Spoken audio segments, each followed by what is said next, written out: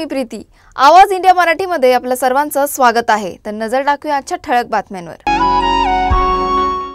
मंगळवेढा येथे 26 ऑक्टोबर रोजी होणाऱ्या छत्रपती शिवाजी महाराजांच्या पुतळा अनावरण सोहळ्यात एक ऐतिहासिक क्षण पाहायला मिळणार आहे।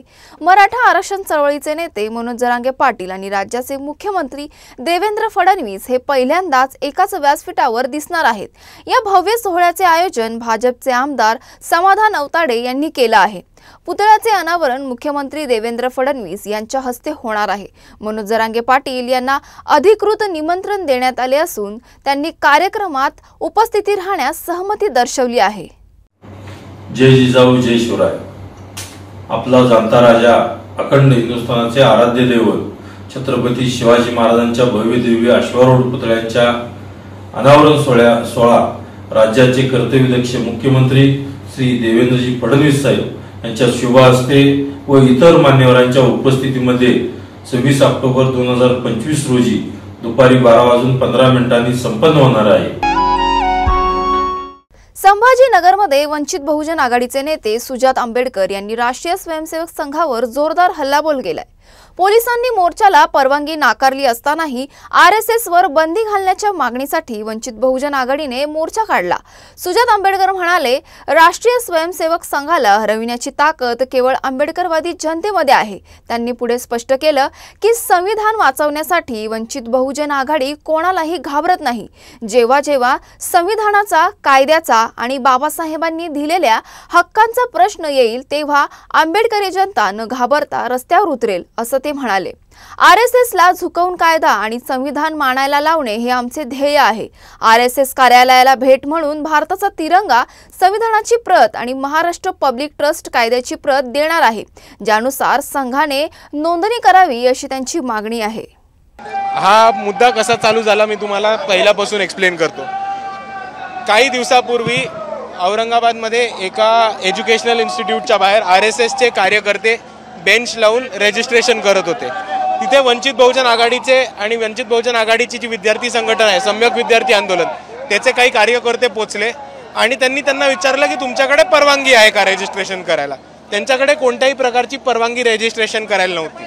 आता आमच्या कार्यकर्त्यांनी त्यांना पुढे सांगितलं की तुम्ही एकतर धम्माचं काम हे एका एज्युकेशनल इन्स्टिट्यूटमध्ये करूच नाही शकत आणि दुसऱ्या बाजूला आरएसएस हे मनुवादी संघटना आहे आणि कॉलेजेसमध्ये, एज्युकेशनल इन्स्टिट्यूट्समध्ये खास करून मनुवाद हा पसरू नये म्हणून तुम्ही परवानगी नसताना इथे कुठली इल्लीगल ॲक्टिव्हिटी करू नका हे म्हणून त्यांना त्यांचा बेंच काढायला लावला। ज्या आमच्या कार्यकर्त्यांनी त्यांचा बेंच काढायला लावला त्यांच्यावरती नॉन बेलेबल गुन्हा हा दाखल झालाय।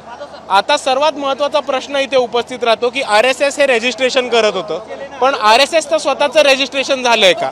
आरएसएस हे स्वतः महाराष्ट्र गव्हर्नमेंट किंवा गव्हर्नमेंट ऑफ इंडियाकडे कोणत्याही ॲक्ट खाली, सेक्शन खाली रजिस्टर्ड आहेत का? ते रजिस्टर्ड आहे तर कुठल्या ॲक्ट खाली रजिस्टर्ड आहे हे आम्हाला सांगावं, त्याचं डॉक्युमेंटेशन किंवा सर्टिफिकेट द्यावं। त्याच्याचबरोबर आरएसएसच्या ज्या ॲक्टिव्हिटीज चालतात त्या संविधानाला चालून आहेत का, संविधानाच्या चौकटीत बसतात का, हे सगळे प्रश्न आज आम्ही इथे उपस्थित करतोय।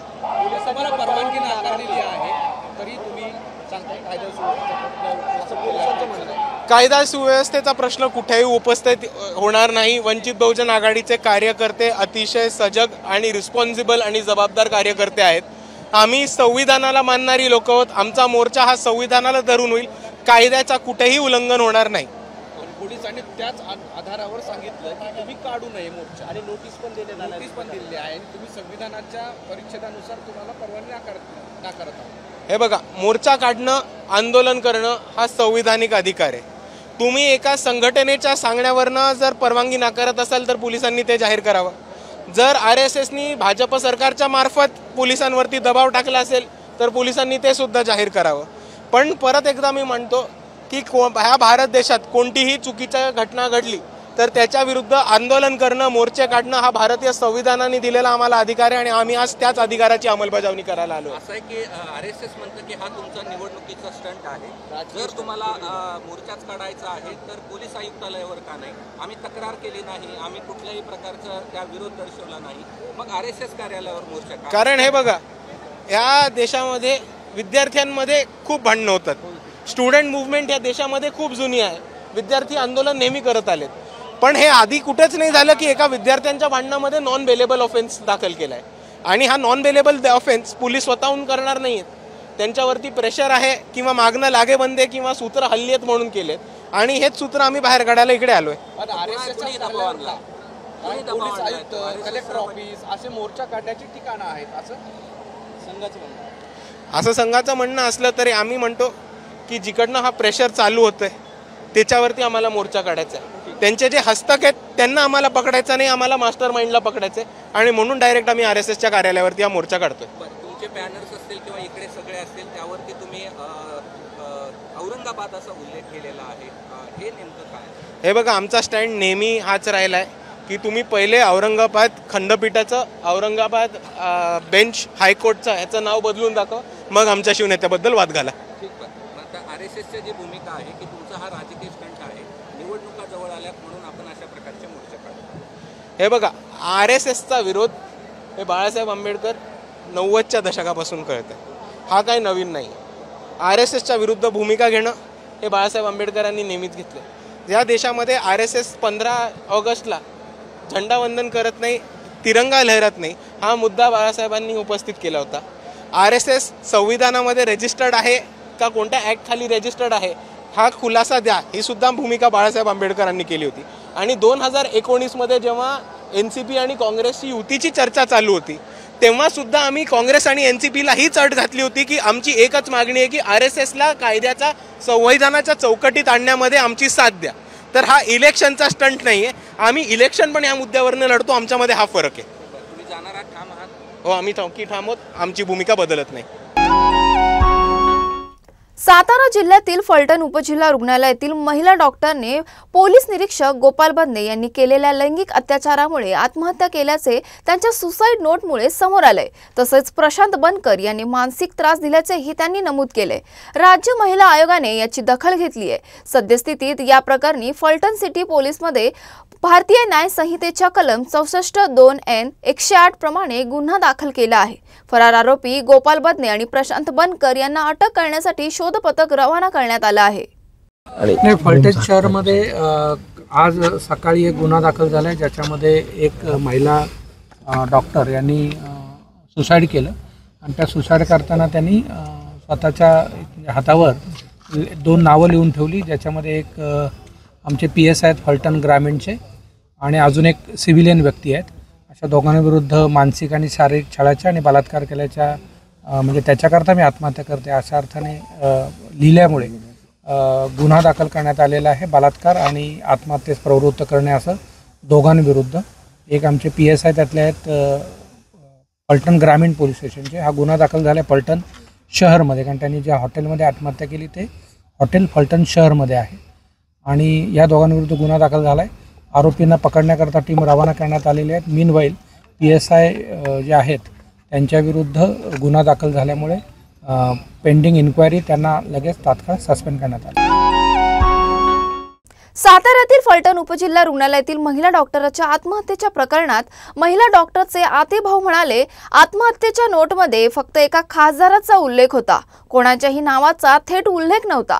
खासदाराच्या PAने त्यांना फोन लावून दिला होता आणि त्यानंतर डॉक्टरांनी त्या खासदाराशी संवाद साधला होता. हे खासदार फलटण भागातील असल्याचे सांगितले जाते. आते भाऊच्या मते पोस्टमॉर्टम रिपोर्ट बदलण्यासाठी दबाव टाकला जात होता. डॉक्टरची दुसरी चुलत बहीण मेडिकल ऑफिसर असून तिला काही दिवसांपूर्वीच महिलेने दबाव येत असल्याचे सांगितले. आत्महत्येनंतरच त्यांना परिस्थितीची खरी माहिती समजली. तसेच महिलेने 2-3 महिन्यांपूर्वी तक्रार दिली होती, परंतु त्या तक्रारीवर कोणतीही कारवाई झाली नव्हती. सातारा जिल्ह्यातील फलटण उपजिल्हा रुग्णालयातील महिला डॉक्टरने पोलीस निरीक्षक गोपाल बंदे यांनी केलेल्या लैंगिक अत्याचारामुळे आत्महत्या केल्याचे त्यांच्या सुसाईड नोटमुळे समोर आले. तसेच प्रशांत बनकर यांनी मानसिक त्रास दिल्याचेही त्यांनी नमूद केले. राज्य महिला आयोगाने याची दखल घेतली आहे. सद्यस्थितीत या प्रकरणी फलटण सिटी पोलीसमध्ये भारतीय न्याय संहितेच्या कलम 64(2)(n) 108 प्रमाणे गुन्हा दाखल केला आहे. फरार आरोपी गोपाल बंदे आणि प्रशांत बनकर यांना अटक करण्यासाठी शोध पथक रवाना करण्यात आलं आहे. गुरुवारी रात्री त्यांनी टोकाचं पाऊल उचलत एका हॉटेलमध्ये गळफास घेऊन आत्महत्या केली. यावर सुषमा अंधारे म्हणाल्या, कामाच्या ठिकाणी असणाऱ्या महिलांच्या सुरक्षेची जबाबदारी कोण घेणार? त्या जबाबदारीबद्दल काहीच बोललं जात नाही। आता कदाचित चौकशा होतील, पोस्टमॉर्टम होईल, तारखेवर तारखा पडत राहतील, पण मूळ मुद्दा मात्र तसाच राहील। कायद्याचे रक्षकच जर भक्षक होत आहेत, डॉक्टर तरुणीचा बळी जाण्याचं कारण कायद्याचे रक्षक असतील तर दाद कोणाकडे मागायची असा प्रश्न देखील शिवसेना ठाकरे गटाच्या उपनेत्या सुषमा अंधारे यांनी उपस्थित केला आहे। मध्ये एका डॉक्टर महिलेने केलेली आत्महत्या ही नुसती दुर्दैवी नाही तर अत्यंत चिंतनीय बाब आहे। कामाच्या ठिकाणी शासकीय स्तरावर महिलांचं अशा पद्धतीने त्यांना मेंटली टॉर्चर होणं किंवा असॉल्ट केलं जाणं या संबंधाने खरं तर पूर्वप्रतिबंधात्मक कायदे अधिक कठोर करण्याची गरज आहे। तर तुमच्या नुसत्या लाडक्या बहीणच्या पोस्टरबाजीने काय होईल हा खरा चिंतनाचा मुद्दा आहे। आमची विनंती आहे की फक्त बदने बनकर सारख्या पोलीस अधिकाऱ्यांवर नुसती कारवाई करून चालणार नाही, तर सराउंडिंग असणाऱ्या इतर अनेक ज्या घटक यंत्रणा आहेत त्यांची सुद्धा स्वतंत्रपणे चौकशी झाली पाहिजे। या संपूर्ण प्रकरणाची SIT चौकशी व्हावी। महिला डॉक्टर आत्महत्या प्रकरणी सगळे पुरावे हाती यावे या दृष्टीने कारवाईची सुरुवात केली असून अटक सत्र सुरू करण्याचे आदेश दिले आहेत। ज्या कोणाचं नाव समोर आलं आहे त्याच्यावर गुन्हा दाखल केलाय, पण सर्व पुरावे ताब्यात घेऊन अटक प्रक्रिया सुरू करण्यास सांगितलंय। नराधमावर कारवाई करण्याच्या सर्व सूचना मी दिल्यात। सध्या या प्रकरणी पोलीस कसून चौकशी करत असं वक्तव्य शंभूराज देसाई यांनी म्हटलं आहे। फलटण येथील उपजिल्हा कार्यालयातील महिलेने आत्महत्या केली आहे। सुसाईड नोट सापडली आहे। 2 पोलीस अधिकाऱ्यांची नावं आहेत। सातारा पोलीस अधीक्षक यांच्याशी फोनवरून चर्चा झाली असून तात्काळ गुन्हा दाखल करून कायदेशीर कारवाईच्या सूचना दिलेल्या आहेत। या घटनेत जो कोणी सहभागी असेल त्याच्यावर कारवाई होईल। जो अहवाल येईल त्यात ज्या कोणाचा सहभाग असेल कारवाई होणार असं वक्तव्य गृहराज्यमंत्री पंकज भोयर यांनी केलं आहे। साताऱ्याचे पोलीस अधीक्षक यांच्याशी माझं बोलणं झालं असून त्यांना तातडीनं गुन्हे दाखल करून घेण्याच्या सूचना त्या ठिकाणी देण्यात आलेल्या आहे। पोलिसांनी देखील आपल्या कारवाई त्या ठिकाणी सुरू केलेली आहे। त्या ठिकाणी जे कोणी दोषी आढळतील त्यांच्यावर निश्चितपणे आपण कारवाई करू। मुंबईच्या काळा चौकी परिसरात एका तरुणाने तरुणीवर जीवघेणा हल्ला करून स्वतःला संपवून घेतल्याची घटना समोर घडली आहे। हल्ल्यात जखमी झालेल्या तरुणीला तात्काळ रुग्णालयात उपचारासाठी दाखल करण्यात आले। तरुणीवर हल्ला केल्यानंतर आरोपीने स्वतःलाही मारून घेतले असून त्याची प्रकृती गंभीर आहे। या हल्ल्यामागील नेमकं कारण काय आहे याची चौकशी सुरू आहे। तरुणीवर हल्ला केल्यानंतर सोनू बराई नावाच्या तरुणाने स्वतःला संपवलंय। 8-10 दिवसांपूर्वी दोघांचा ब्रेकअप झाला होता। आज सकाळी दोघे पुन्हा भेटले। यावेळी सोनू बराई नावाच्या तरुणाने सोबत आणलेल्या चाकूने तरुणीवर हल्ला केला। ऑस्ट्रेलिया विरुद्धच्या वनडे मालिकेत टीम इंडिया पहिल्या 2 सामन्यांमध्ये पराभूत झाली। त्यामुळे मालिका जिंकण्याची संधी हुकली असली तरी आता तिसऱ्या वनडेमध्ये प्रतिष्ठा जपण्याची लढत रंगणार आहे। उद्या मालिकेचा शेवटचा सामना सिडनी क्रिकेट ग्राउंडवर खेळला जाणार आहे। या सामन्यात फिरकीपटू कुलदीप यादवला संघात संधी मिळण्याची शक्यता आहे।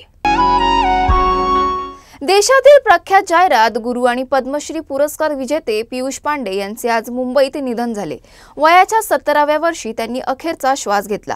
पियुष पांडे यांनी भारतीय जाहिरात क्षेत्रात क्रांती घडवली आणि अनेक अजरामर जाहिराती तसेच सामाजिक संदेश देणाऱ्या मोहिमा तयार केल्या।